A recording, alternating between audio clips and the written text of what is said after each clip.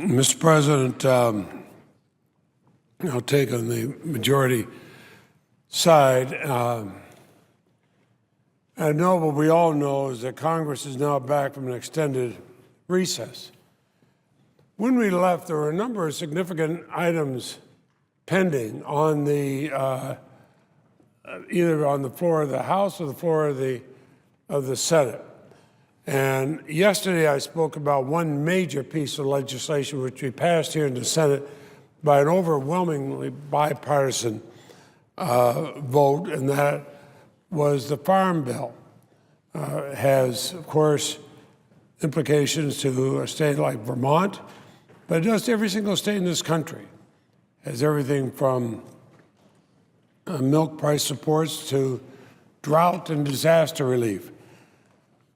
I said it was a bipartisan vote, strongly supported by Democrats and Republicans alike. It has been stalled in the House, and I hope now, election's over, they can bring it up and pass it. But there's another urgently needed piece of legislation, which we have passed here in the United States Senate, and it's time to pass it in the House. I know we have issues like disaster relief for the victims of Hurricane Sandy. We should do that. We have the fiscal cliff that threatens our economy. That's extremely important. We have confirmation votes on scores of judicial nominees. We have 19 of them pending on the floor. That's all important. All of these things can be done in the time remaining for us. But one of the important legislative priorities is the Violence Against Women Reauthorization Act. The Violence Against Women Reauthorization Act. I wrote that with Republican Senator Mike Crapo of Idaho.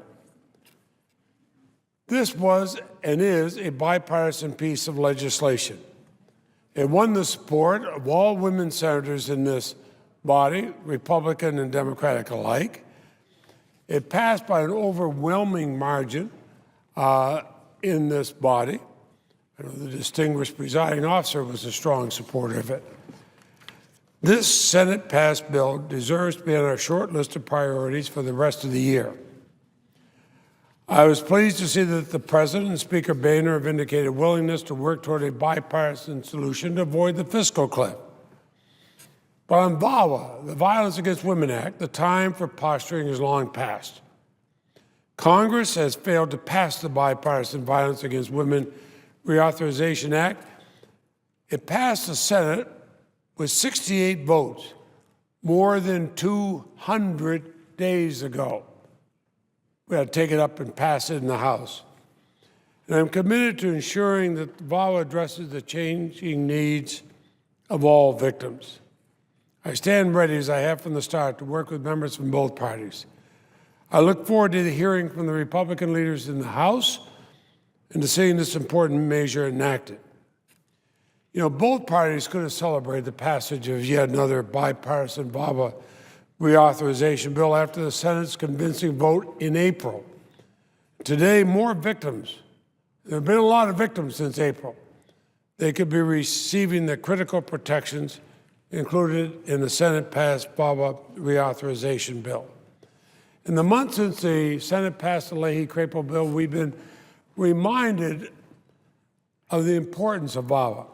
In Wisconsin, I'll give you a couple examples. Let me tell you, these are very grim stories, but let me tell you some grim stories about what's happened.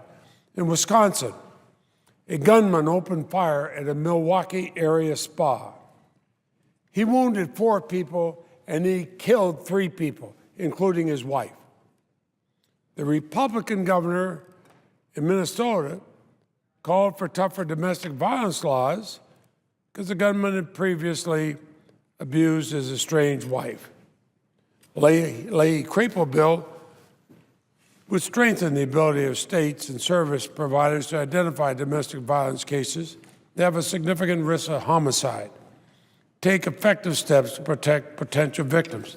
In another case, in Amherst, Massachusetts, an Amherst college student was raped by a classmate, but she bravely stepped forward in the pages of her school newspaper to describe the lack of response from school administrators to that crime. That young student, and she's not alone by any means, along with countless others like her, deserve attentive and respectful treatment in the wake of such a heinous act of sexual violence. And our bill would encourage such a response with new campus protections. But if we don't have congressional action, these and other new crucial protections in the Leahy-Crapo bill will not be able to help victims and prevent crimes nationwide. And the recent events remind us that innocent lives are on the line when it comes to domestic and sexual violence. It's unacceptable to delay these. Mr. President, I was astounded to hear that some of the objections in the House was because we covered all women in our act. Immigrants, gay, straight, whatever it might be, Native Americans. You know, Mr. President, I still have nightmares of some of the crime scenes I went to as a young prosecutor in Vermont, 2 and 3 o'clock in the morning. I remember seeing the battered bodies of victims, battered and bloodied bodies of victims. I never remember a police officer there saying, wait a minute, we have to find out whether this victim is gay or straight, whether this victim is an illegal immigrant or a Native American. We have to determine that before we can decide whether we're going to do anything. Distinguished presiding officer was mayor of our Queen City of Burlington. He knows he never would have allowed any member of the police force in that city to pick and choose. None of us would. So let's face up to reality. Let's stop saying we can't pass this bipartisan bill because we got to limit it and we have to pick and choose who are victims. I've said over and over again on this floor, Mr. President, a victim is a victim is a victim. So let's come together. Let's send the bipartisan Leahy-Crapo bill to the President without further delay.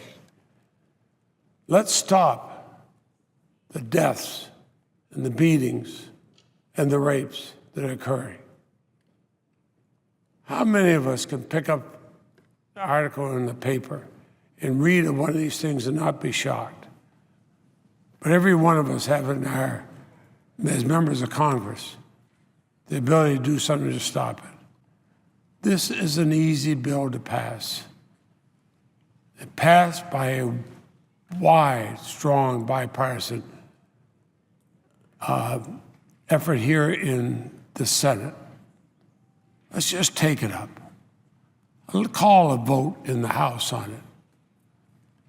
I've heard from enough Republicans and Democrats in the House of Representatives. This bill came up for a vote. It would pass. I think it is slamming the door in the face of people who might be abused if we don't bring it up. I yield the floor and I suggest you have to the court.